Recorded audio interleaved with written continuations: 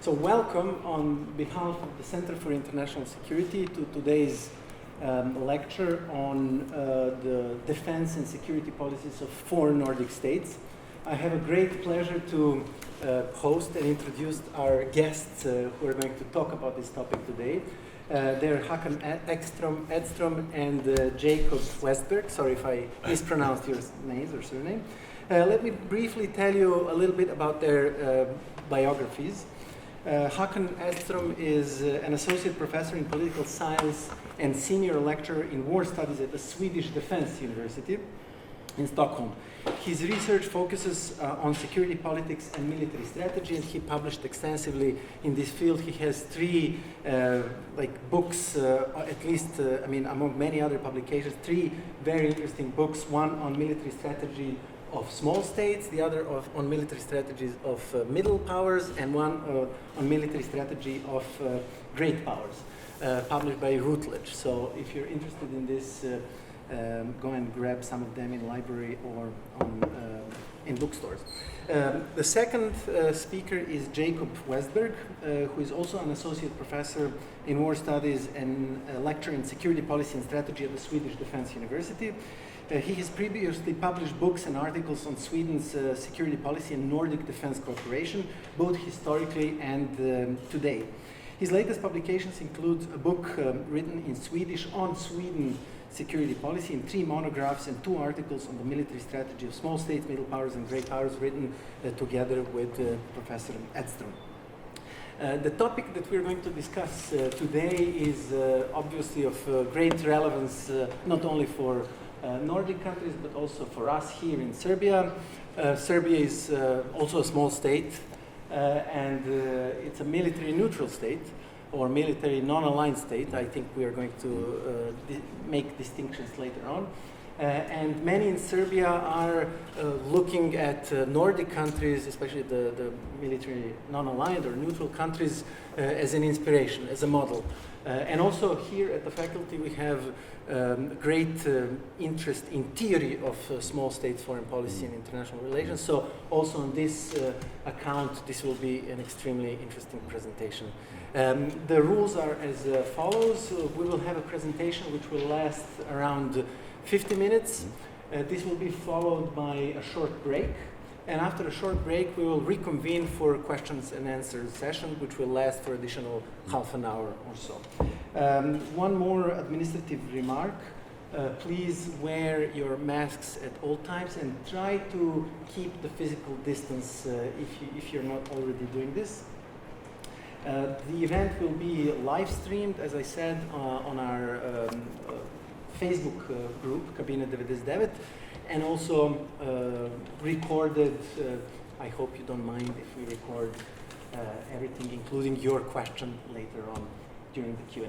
Without any further ado, I give the floor to Professors Edström and Westberg. Please. Thank you very much. Thank you for thank you for inviting us, and thank you for showing up. And we are truly looking forward for.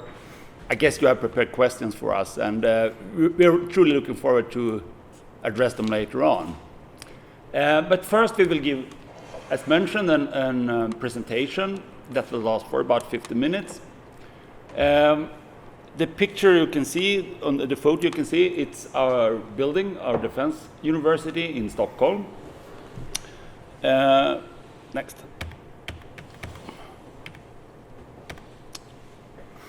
Here is the outline of our presentation. Another one. We will start introducing the concept of comparative strategy. As mentioned here, we have been writing a couple of books on this theme, and we are striving to kind of establish a field of research when you compare security strategies, military strategies between different countries. So that's our kind of focus in our research. We will introduce some unit level characteristics and especially historical experiences and geography, related to geography. We will present the post-Cold War strategies of the 4 of the Nordic countries. We are not including Iceland in our research of obvious reason. Iceland do not have armed forces and a defense policy. So it's about Denmark, Finland, Norway, and Sweden, of course. And after that, we will have a short break. And I kindly ask you to save all your questions to the last session. So if you haven't, during the presentation, come up with a question, do use the break to challenge us with a tricky question. And we will challenge you as well, because the very last slide will be a question or rather comparison for you to think about during the break, and then we come back and discuss that later on. Okay. Filip mentioned that we have published 3 books. And they form a kind of a triology, and our presentations here is mainly based on the book on small states. But we have done research on middle powers as well, and we recently published the 3rd book in the triology on great powers. We are right now hoping for a contract on a 4th book, and that will be on the new European allies, namely the 11 former East European countries, now members of both NATO and European Union. Next. Nu gick den för fort. And one of our ideas behind this kind of approach to the research is that a lot of phenomenons like strategy, military strategy, ends, means, ways, and so on, they came like they are in one size fits all. And we challenge that very perspective. We think that superpowers, great powers, middle powers, and small states, they do differ in this regard. So that's what we are exploring in the project as a whole. So what is then a small state? Filip mentioned that Serbia and Sweden and Finland and the Nordic Countries, they are all small states. So what are then small states? How can we define them? Jakob. Right. There are, of course, many ways of defining small states. There are not even an agreement among scholars on what principle we should use. Should we use quantitative characteristics? Should we use qualitative characteristics as policy styles? Should we use relational characteristics that you are small or great depending on which states you are comparing yourself with? In our own research, we have tried to accomplish a combination of these different definitions. But they all share one fundamental premises, and that goes back to a definition by Robert Rothstein from a book called Alliances and Small Powers that was published in 1968. It was a comparison of how small states had managed during the world wars, which strategies had protected their safety, which had failed. And he suggests that we should define a small state as a state which recognizes that it cannot obtain security primarily by the use of its own capabilities, and that it must rely fundamentally on the aid of other states, institutions, processes, and development to do so. I have emphasized the word recognizes here, and that is because it is this awareness that makes states produce special small state strategies. If they believe themselves to be stronger than they are, well, then they will probably develop strategies corresponding to, say, middle powers or something like that. So at the basic sense, it is this awareness of smallness that we have to come up with other ways to protect our security. Speaking about these external limitations then on small state strategies, we have focused mainly on the red fields that you see in this picture. That is, small states have to relate to different levels of strategic exposure. That goes from being directly threatened by an attack from another state to being strategically irrelevant, that no states have no particular interest in your territory. And of course, it's much nicer to be in the second position than in this first, especially since small states often faces threats from larger, more resourceful states. This concept of strategic exposure has one objective and one subjective possible interpretation. The objective interpretation is that all states have borders.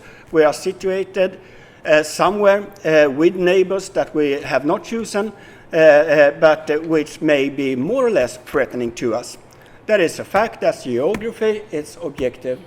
Another kind of objective concern is weapon technology. Before the 20th century, we didn't have airplanes. We had more limited possibilities to use sea power. And that, of course, changes during the 20th century, and that means that the state that once was irrelevant could find itself strategically exposed. Håkan will later give an example of this. But unless our politicians are aware of these facts, they won't act upon it. So we also have to consider subjective understandings of being or not being strategically exposed. The lower red field concerns the factors relating to general IR theory, that is balance of power. Balance of power understood as a distribution of power among great powers within either a region, say the Baltic Sea or Europe, or globally. And the distribution could be unipolar if we have one state dominating a region, say the United States in their own Americas. It could be bipolar if we have two powers, or it could be multipolar if we have 3 or more states. The small states can't affect this either. A small state can't change the balance of power in its own region. It only has to adjust to changing circumstances. And the same goes for institutions for collective security. Small states are generally supportive of this kind of institutions, say the League of Nations during the last, in the war area, the Hague process before it, the European Union. But they can't carry these institutions on their shoulders. They have to rely on great power support to enforce the rules and restrictions of these institutions.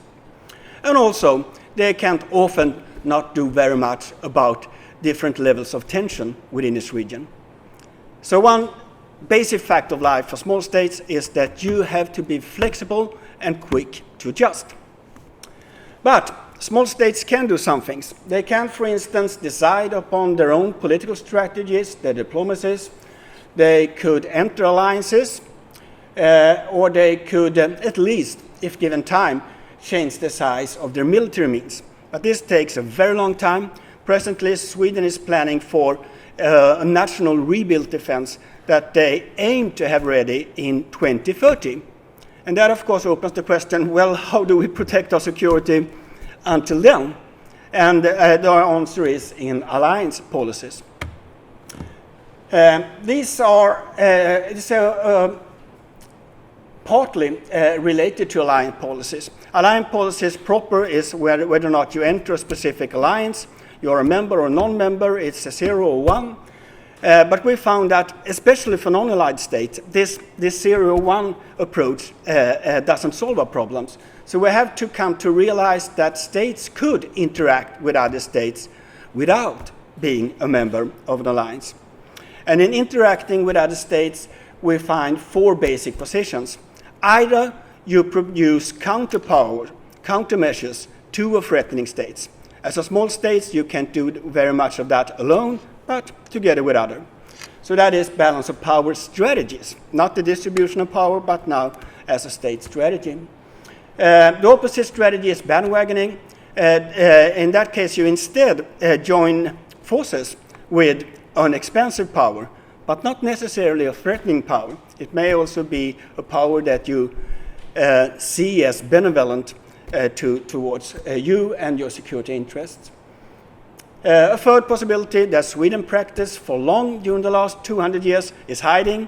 We try to isolate ourselves, try not to draw attention to ourselves, and hope that the great powers will allow us to stay out of the conflicts. But a basic premises for this, of course, is that you are not strategically exposed, that your territory isn't needed for the war plans of greater powers. During the Cold War, Sweden practiced an active version of this, that is distancing, marking that we are independent. We do not take side either between East and West, and we are offering our services for mediation and so on. So this policy could also be active. I will not go into the details of this different. If anyone is curious, later on we could take it with the questions. This is our analytical framework for the small states book. And here we're focused on how these group of small states have responded to what we identified as 3 or 4 external shocks. The first shock was the 9/11 shock. And if we wanted to respond to this, and strategic shock isn't a shock until the specific state is viewing this as something dramatic that we have to act upon and also acts upon it. If we wanted to act upon this, well, then we would have to develop expeditionary capacities for power projection far away from Europe. And that's a pretty difficult thing for a small state to do if they hasn't already done it. The second shock was the war in Georgia, 2008. Well, now we seem to have need for other kind of military capabilities. Perhaps it's time to build up our national defenses, or not. We treat all these questions as open empirical questions that the material are supposed to provide us with answers with. And then we have the third and fourth shock. First, Russia's annexation of Crimea, and almost at the same time, the IS and the Caliphate in Syria and Iraq. How could we respond to these 2 shocks simultaneously? So it's a big challenge for these small states, and they are being similar in several ways. That is what we call the control variables here. We are all small states. We are similar in relative power capacity. We have similar attitudes towards the present US-led liberal system. That is, we are status quo powers and have been so during the whole 20th century. And we are also objectively similarly strategically exposed. It isn't possible to imagine that one Nordic country is attacked by, say, Russia, and the other Nordic countries can remain to stay outside. Mm-hmm. But there are also important differences relating to geographical characteristics on a national level, historical experience related to the use of force, and membership in alliances. And what we wanted to see is to which extent did these 4 states respond in similar fashion to these shocks, and to which extent did they respond differently, and how do we explain these differences? So we started out with the assumption of these states being similar, but then we modified the design by introducing intervening variables that could explain differences between the countries. So are the Nordic countries similar or different? Well, if you look at history, we find that they are very different. Håkan will tell you more about this soon. They have very different experiences. Denmark and Sweden was for long the 2 leading powers in Nordic, and we have not as many, but quite many wars between Danes. So Sweden hasn't always focused on Russia as we started to do in the 18th century and onwards. Mm-hmm. Geography. Well, then we see great differences again between all 4 Nordic countries. Denmark being very small with a little strategic depth, but not any borders to Russia, for instance. Finland having a land border to Russia that is longer than NATO's land border to Russia.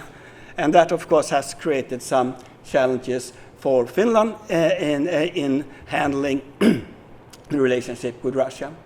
Norway also has a land border. Sweden is sharing a sea border. So there we are, have both differences and similarities depending on how we cluster these two countries. Strategic exposure we will return to, but there we also see similarities and differences between the 2 countries. This is what I told you about the interests, status quo powers, generally focusing on strategic aims related to survival, but not always, as we should see. And there are liberal pet dogs, we call them. And that is because Sweden hasn't always been a pet dog. But when we lost Finland and we couldn't support Denmark as we should have done perhaps in the 19th century, we started to become more civilized state, promoting mediation, strengthening international law and stuff like that as providing safety.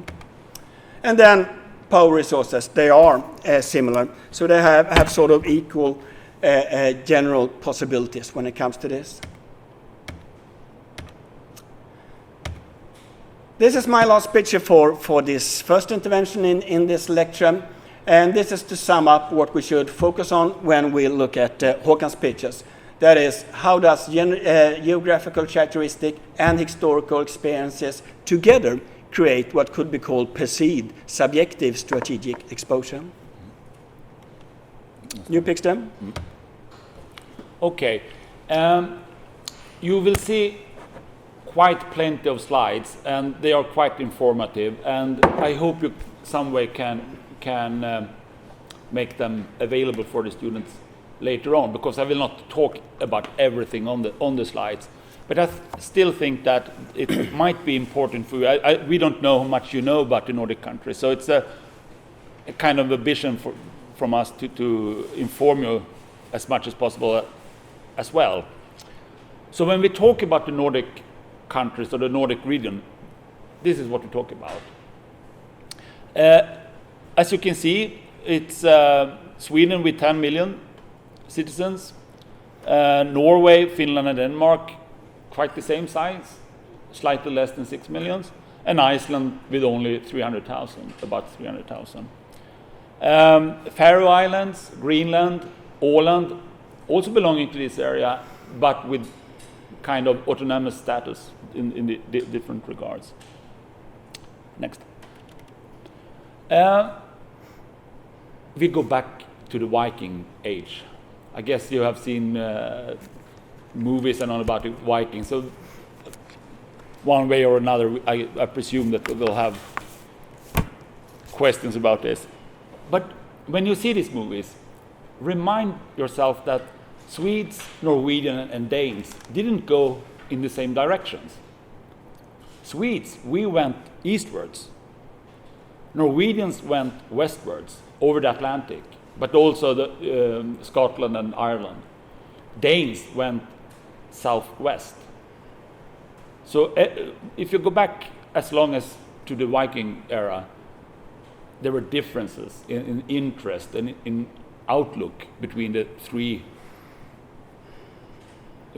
kingdoms at the time. Next.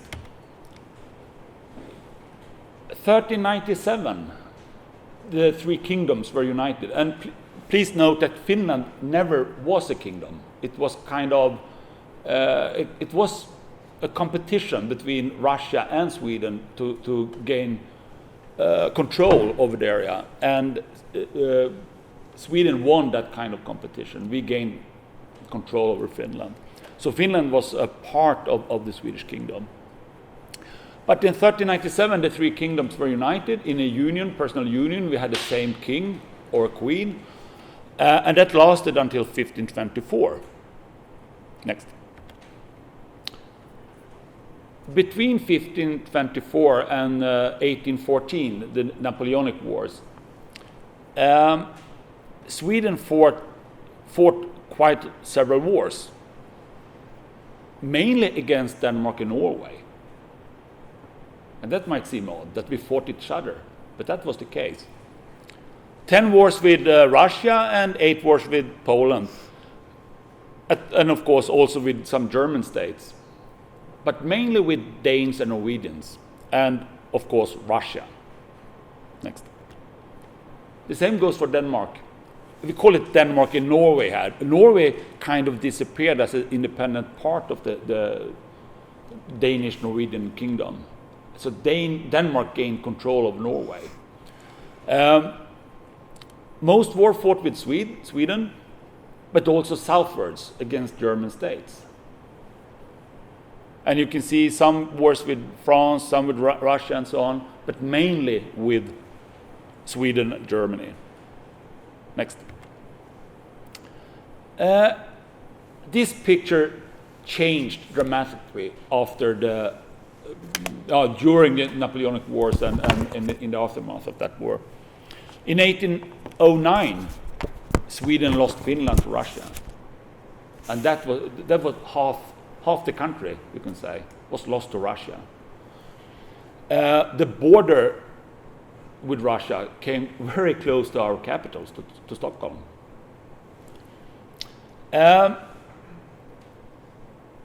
In 1814,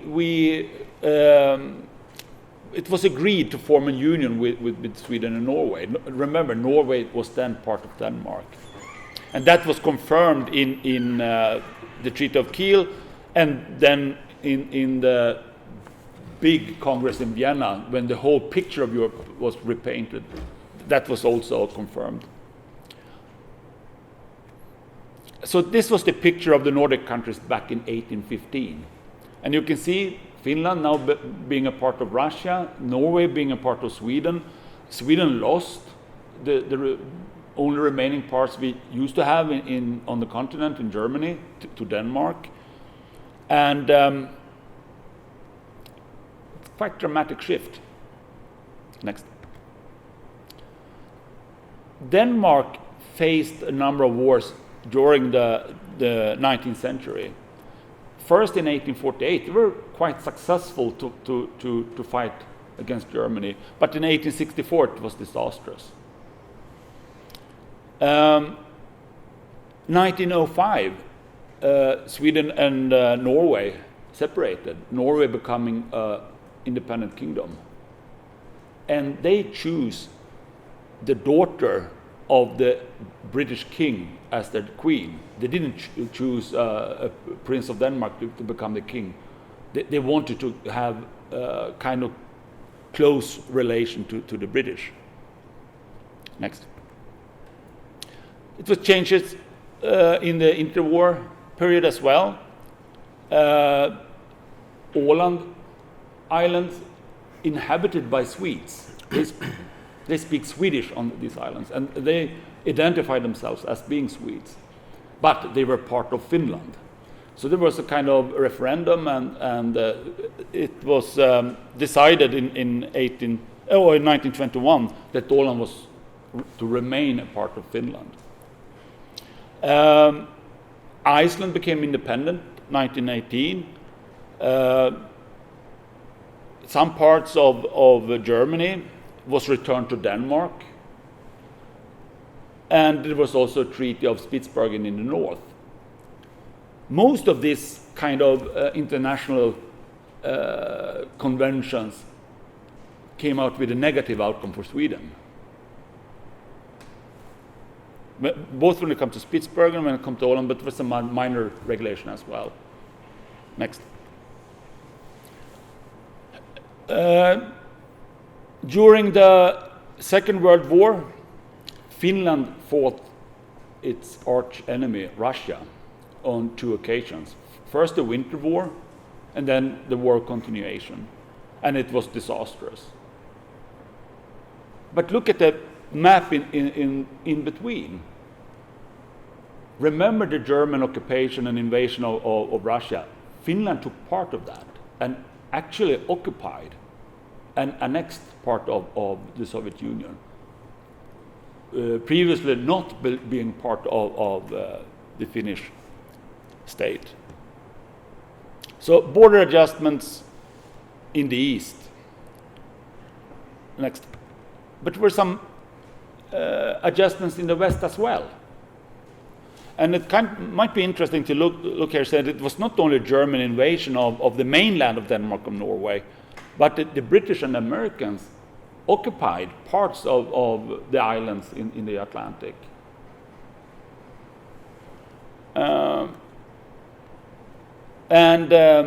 Iceland became independent in 1944, and Denmark had to accept autonomy for Greenland and Faroe Island afterwards.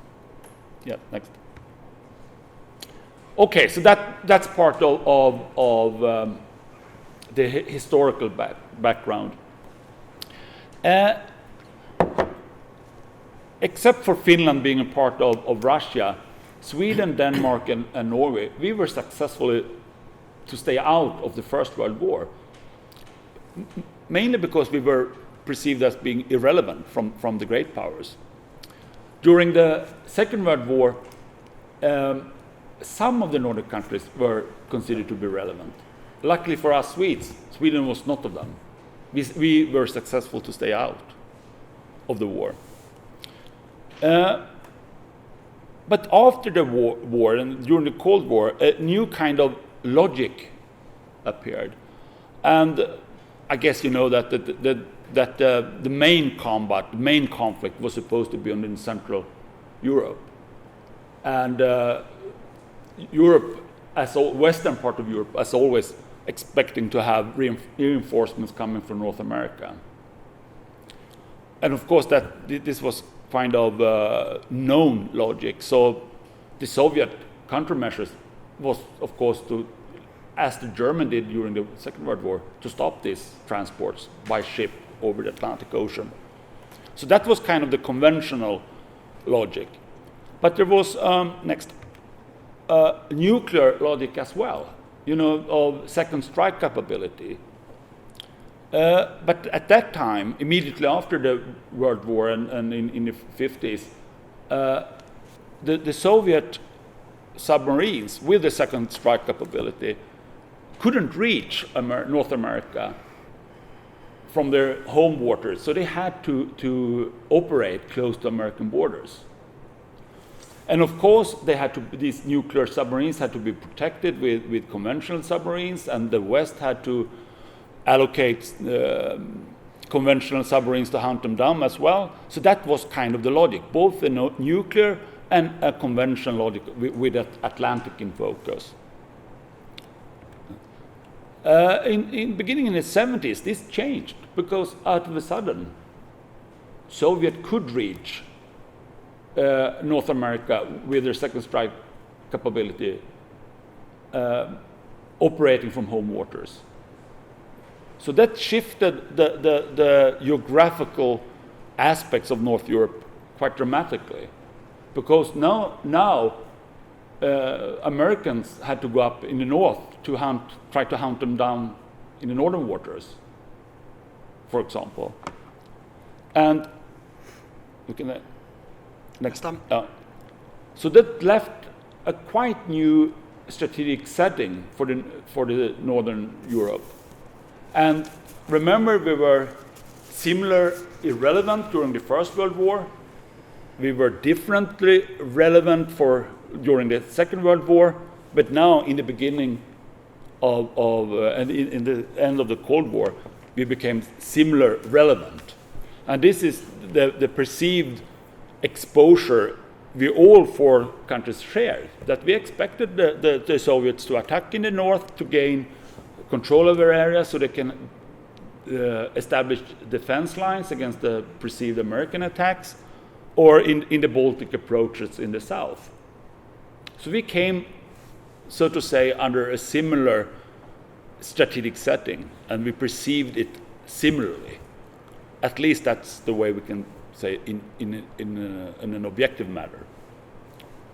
Next. So during and immediately after the Cold War, we had some different settings. You know that Norway and Denmark and Iceland, they are members of NATO. Sweden and Finland are not. We had also different approaches to the European Union, Denmark becoming a member much earlier than Sweden and Finland. We had to wait after the end of the Cold War. And there were some peace treaties as well that changed it.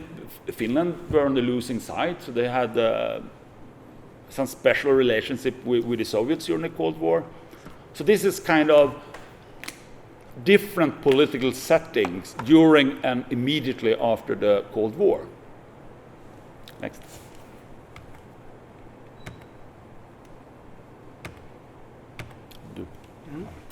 All right, so now I have my second intervention and continue this long perspective that Håkan has presented for you. What happened of importance in the 1990s? Well, for Sweden, the changes in the external environment that followed the changes in the end of the Cold War changes the whole game fundamentally. When Sweden was neutral in the Cold War, it was of course neutral between East and West.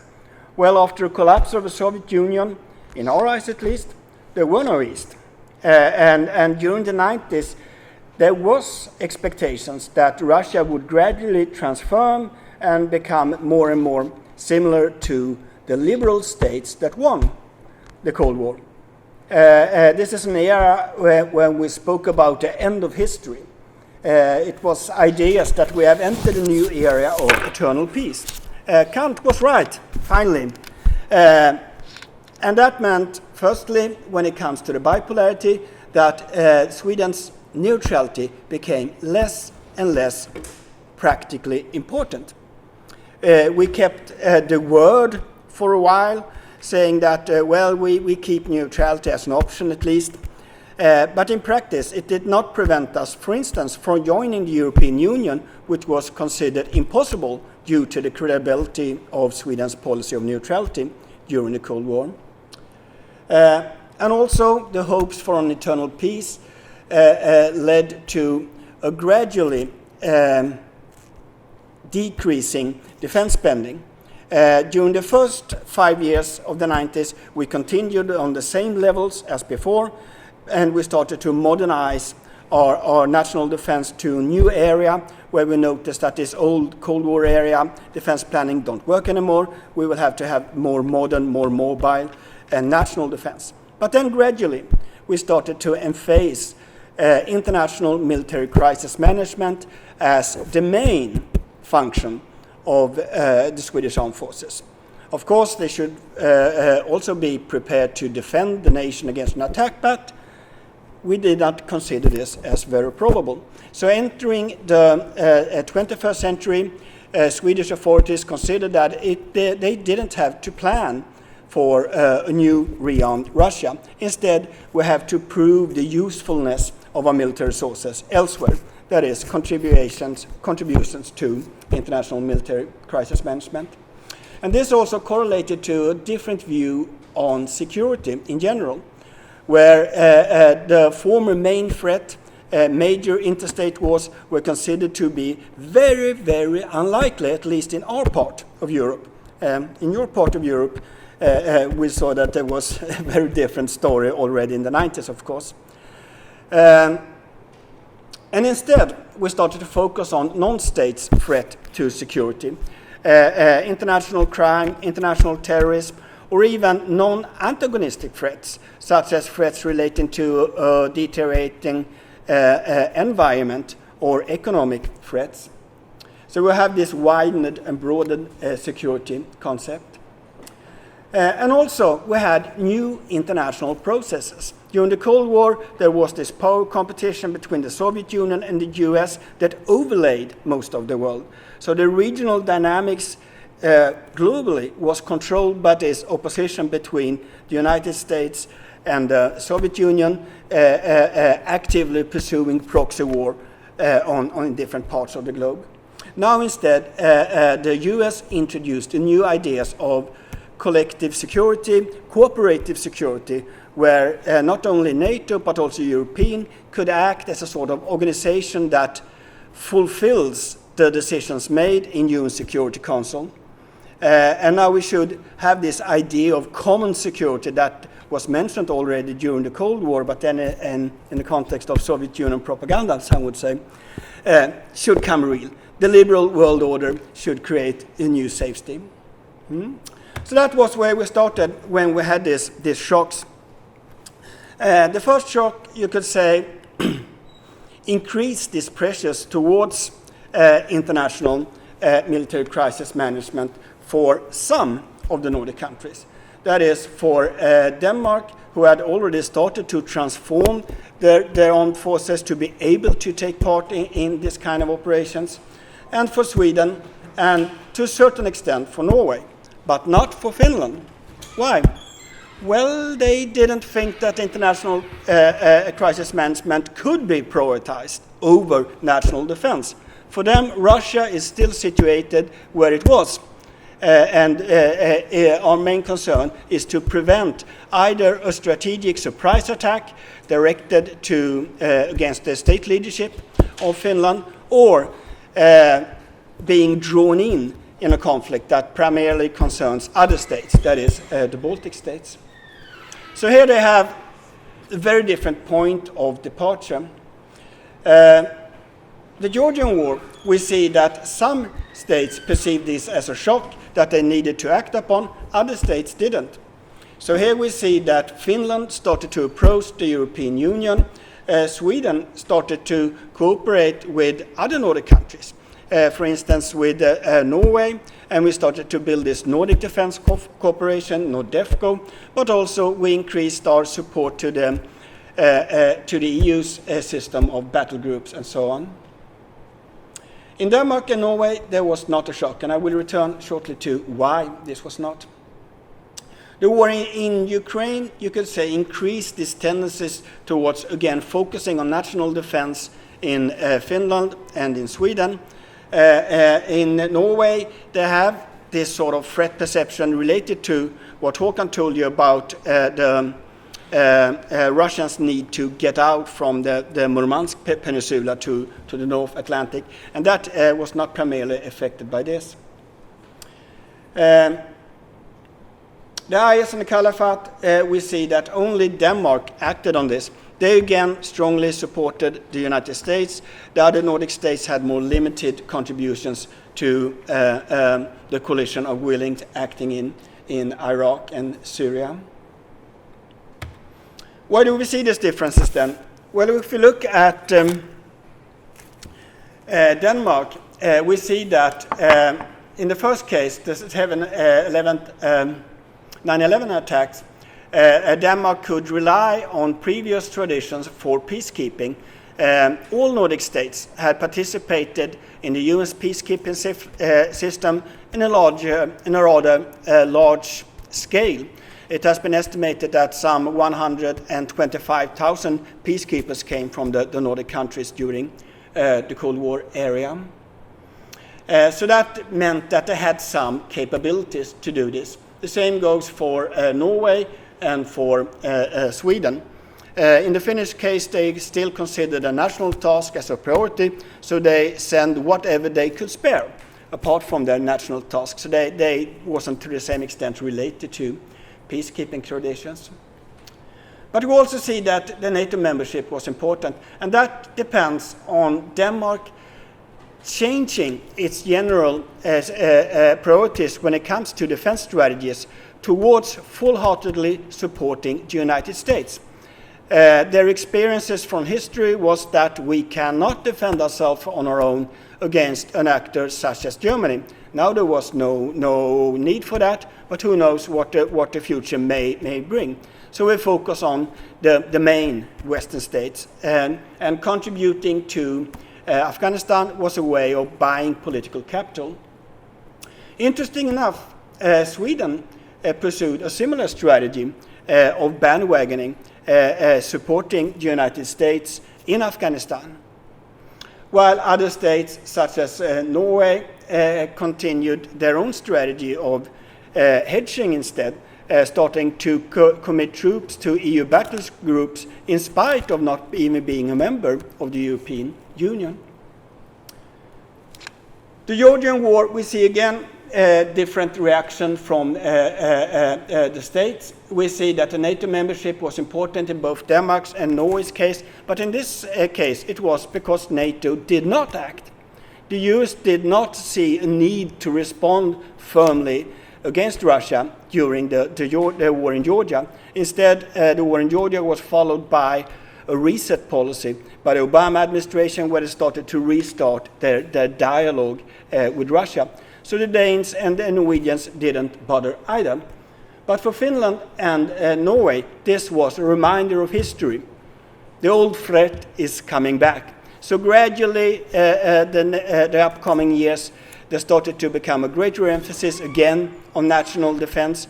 We started to talk more about Nordic cooperation in the context of a common defense planning. And this is a process accelerated further when we had the war in Ukraine. Some Swedish politicians wanted to view Georgian war as a one-time thing, something far away that did not really concern us.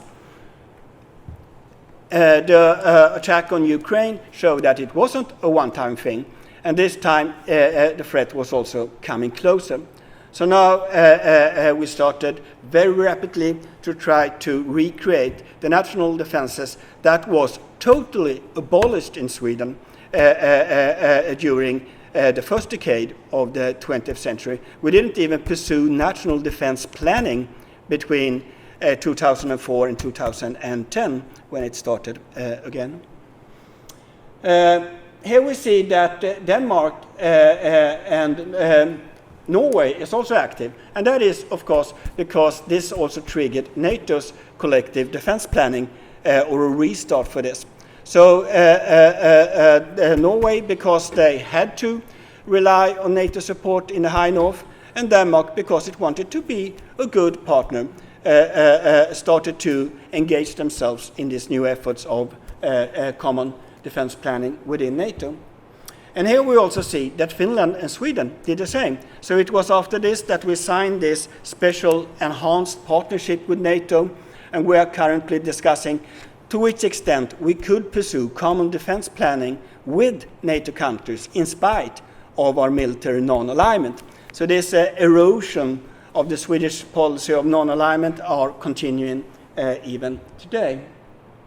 The IS and the Caliphate did not create any shock waves in Finland, in Norway, or in Sweden, but again, Denmark participated in this. This is a final picture, and it concerns a challenge to you, as Håkan mentioned, that we want to create the possibility of having a sort of a two-way dialogue after a break. And your contributions could be to reflect on what you recognize from your own sub-region in Europe. What role has geography, history, and external actors played in Serbia and other former Yugoslavian countries' security, or Greece for that on? So in which way can we use these general intervening variables that we have introduced here, and variables relating to balance of power, to strategic exposure in this regional setting as well? Good. Then you have deserved a break, and perhaps we too. How long do you want to have a break? 5 minutes, is that okay? Do you want to continue immediately, or do you need a break, or should we continue directly? Continue directly? Okay. So give this last slide a minute at least to reflect.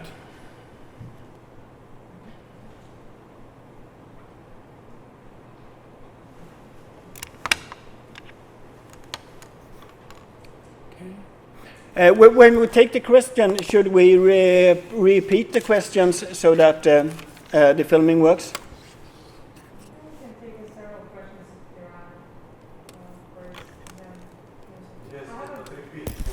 Okay, okay. I do that.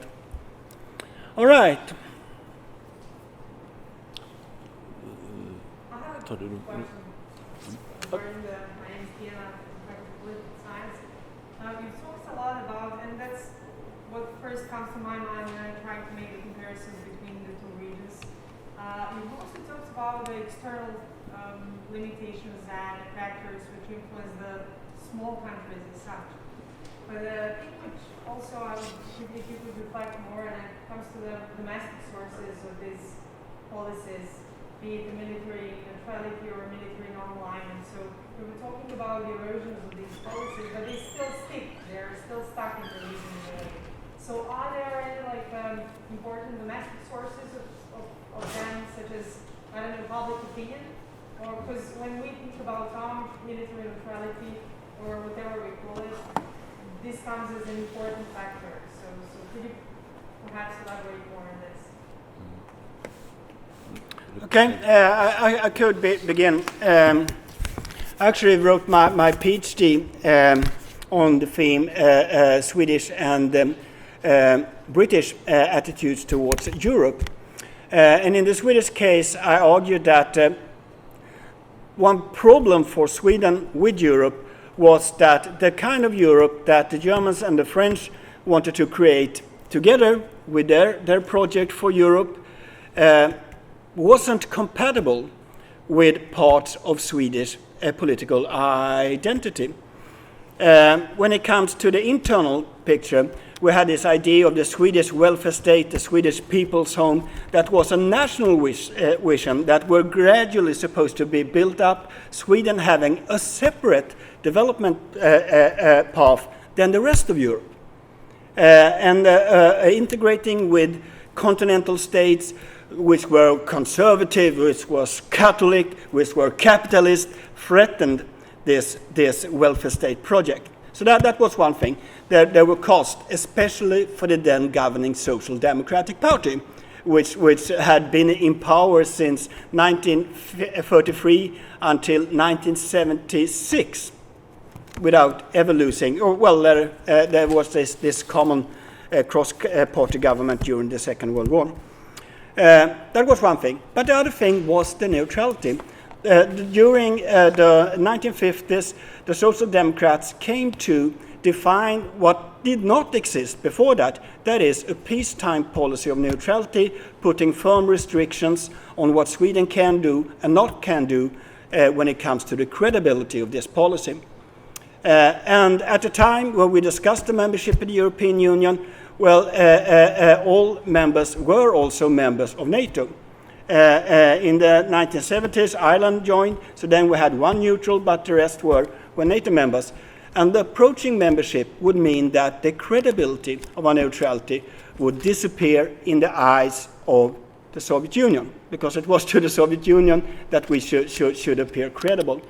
So that was one thing, that we had to sacrifice part of what was a national identity in order to become a member.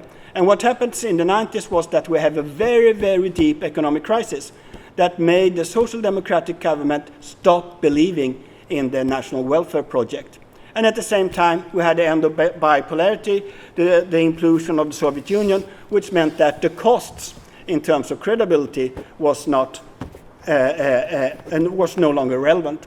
So it has something very much to do with that. But I would also argue that all aligned and neutrals have their own history. If we look at for instance, on Finland, as Håkan said, their policy of neutrality was dictated by the peace agreement.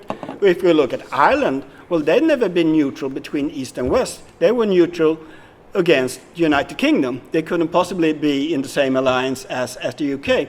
And then we have the Austrians with their history, also depending on the Second World War. We have the Swiss century-long history of permanent neutrality. So all these states have their own national history and national colors.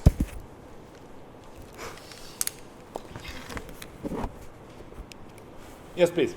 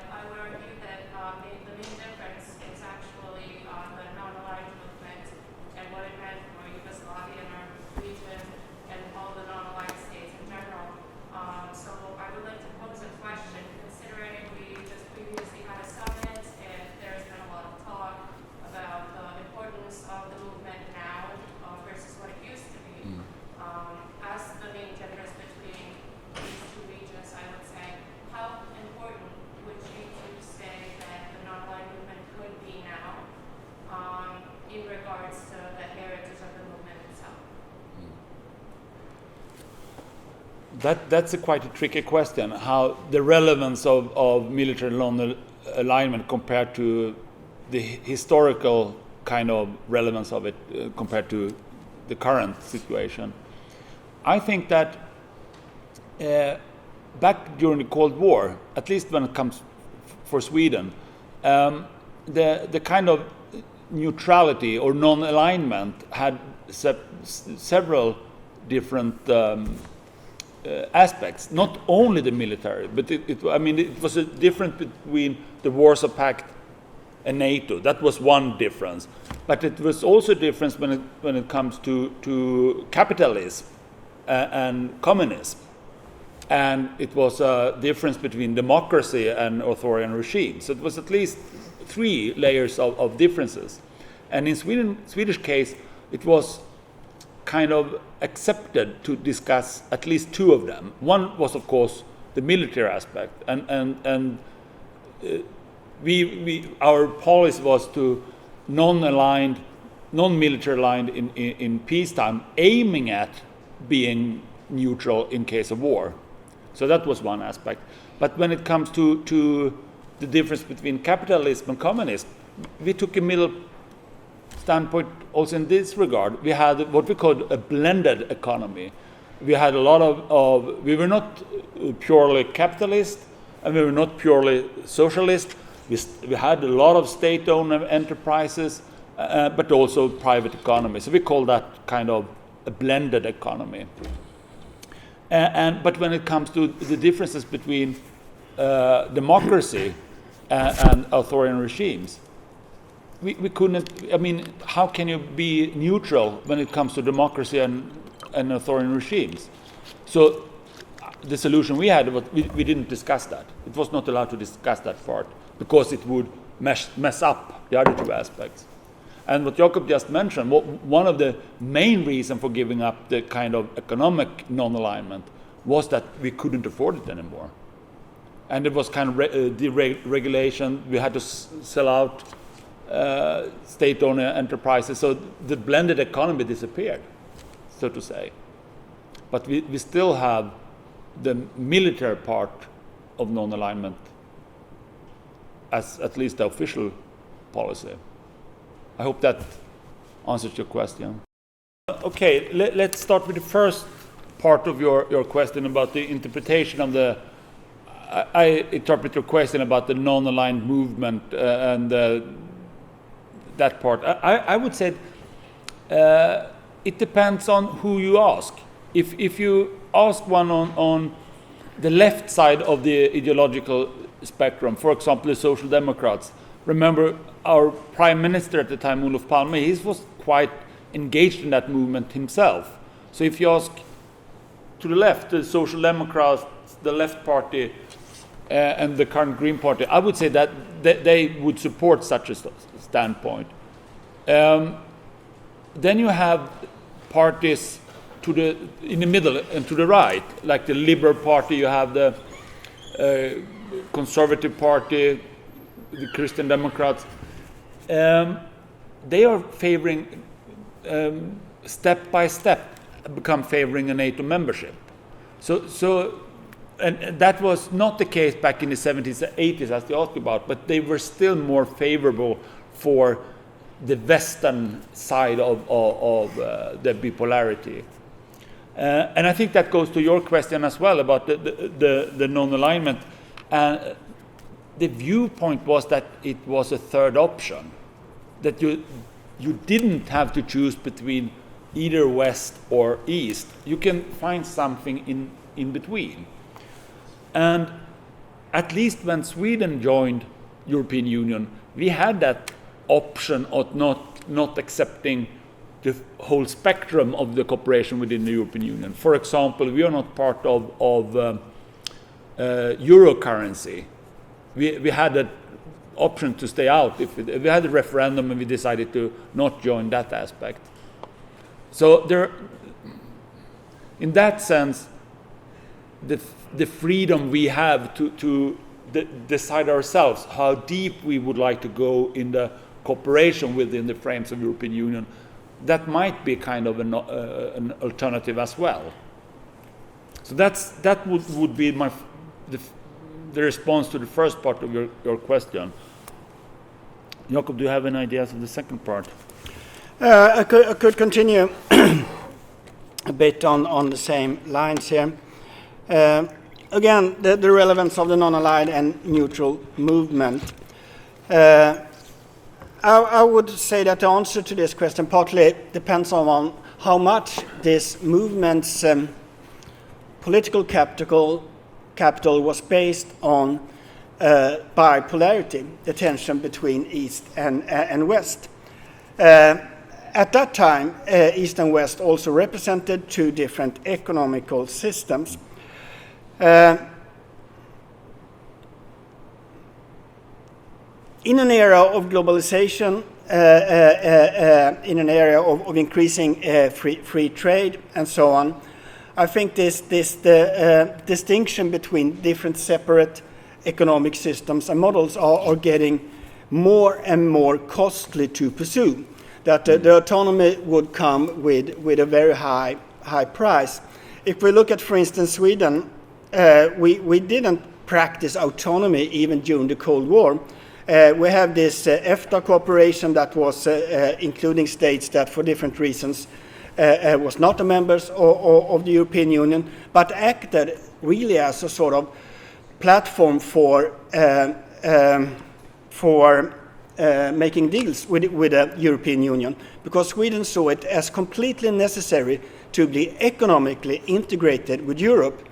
And that was what actually happened in the 1980s when the European Union started to pursue its free inner market. Sweden knew we have to come along, and it was then we started to deregulate and so on.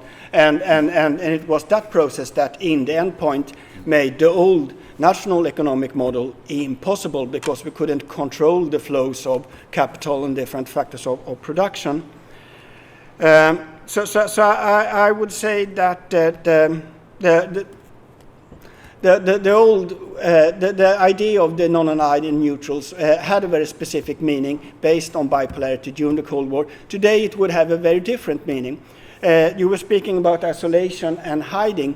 Well, when I was here the last time and spoke about these issues, I also learned that a lot of former Soviet Union republics also loves neutrality. But they do it because they could use it as a way of fending themselves against outside influence from the sort of US-led liberal order that is not working very well right now. We have, of course, this problem in the European Union ourselves, with states openly challenging these liberal values related to the rule of law, democracy, free speech, and so on. Good. I must have some very brief reflections on your very interesting first comment here. We spoke about these different strategies, being foreign policy, being military strategies, being economic strategy. We didn't do this on this presentation, but I usually say that these are all parts of an overall security strategy that analytically is a concept to combining states, different political, military, and economic strategies and power resources. And this kind of general security strategy is a way of using a state's power resources most effectively. And then it's very important that these strategies support each other or complement each other in the most effective manner. The concept of defense strategy that we develop, it is a combination of political and military strategies. So it's decision taken at the Department of Defense on how we should relate to other states, if we should participate in operations and exercises and so on. And it concerns the military strategy as well, because military strategy we define as the ends, means, and ways of each state's own military resources and how it uses it. Can a small state do balance of power strategies? Yes, they can, and they do. So, for instance, during the Cold War, Sweden spent some 4 to 5% of her gross national product to build a credible defense. So in the 1950s, Sweden had the 4th greatest air force in the world. We were very rich at the time since we were spared from the Second World War, so it was a booming economy that could afford this. We could bolster some 800,000 troops if we were allowed to mobilize. So during a couple of decades here, it would have cost considerably for the Soviet Union to attack us. And the point of this strategy was that the Soviet Union will not be able to use all its assets because most of it will be blocked by NATO. So the marginal resources that could be spared for an attack against Sweden would be too costly for them to consider it. And this policy is partly still being pursued by Finland, who still says in the defense documents that it should cost more than you could gain by attacking us. And that is a sort of small state deterrence. But is it credible? And that is, of course, the main point. Do Russia believe that it would cost more than they could possibly gain?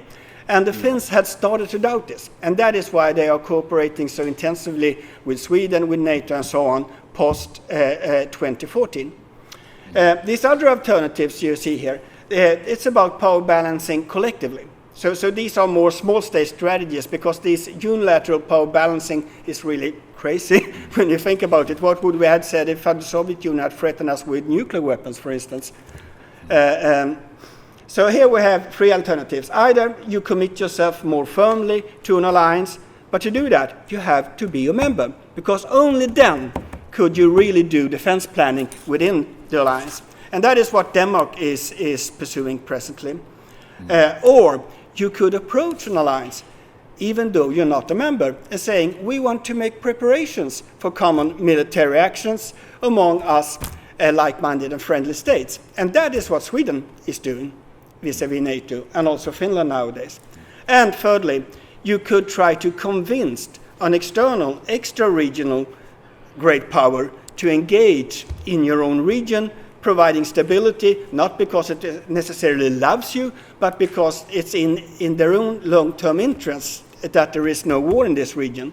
And that is regional balancing, where a great power is offering extended deterrence to less resourceful states. I have to start with it depends. Because one of in the book you mentioned about the middle powers, we used another set of intervening variables compared to the small state books, and one of them was the regional strategic or security settings.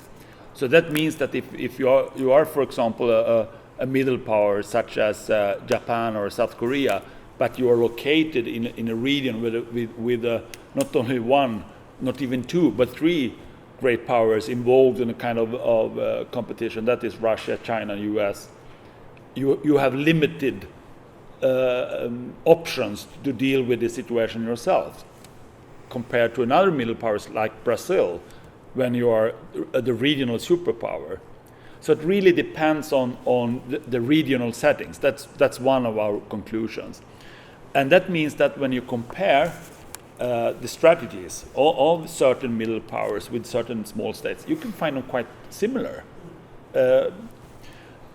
And it's also all about, as Jakob mentioned in his part of the presentation, how they perceived yourself. For example, when we interviewed some Indian general and admirals and politicians, and we had sent them a draft version on our text on India, they were completely angry. Because how can you include India in a book of middle powers? Because their self-perception was that India was more than a middle power. And that in the end we concluded that India, the strategy we saw India were pursuing was not comparable to other middle powers, because the huge resources they had and so on. So I'm sorry to say, it depends. You have to read the books. If I should briefly add something to this also, it is that we also have to consider the sort of general orientation of a middle power or a great power towards the present system. When we are analyzing strategy within this comparative project, we said that states could have different means. They could focus on survival, but they could also focus on status and influence, for instance.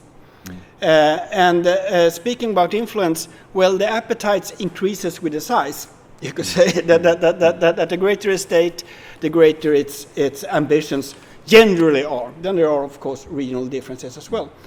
attitudes towards the system, well, then it's very important to consider, is this particular superpower, for instance, does it perceive itself as a defender of the system, or is the system a challenge to itself?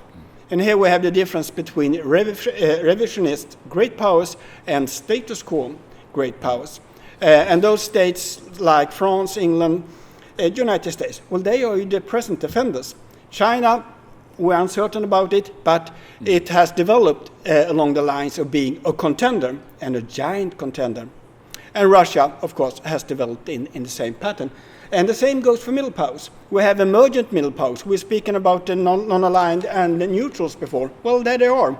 It's India, it's Brazil, and so on, who consider themselves being not fairly treated by the present liberal system. They want more.